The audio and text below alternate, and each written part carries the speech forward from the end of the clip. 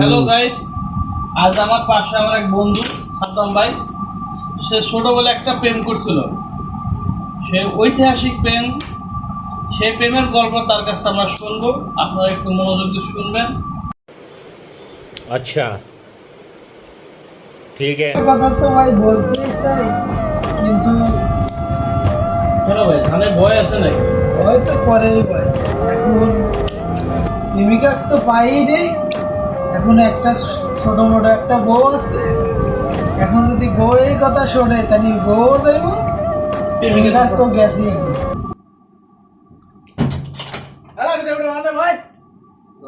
কিরকম পুরুষ হয়েছে বোর্ড ধরে গার্লফ্রেন্ডের কথা কতি ভুলে যায়, বউ সাইডে দিব ওজি বললো হাতে নেলা হবে না বসে থাক মানে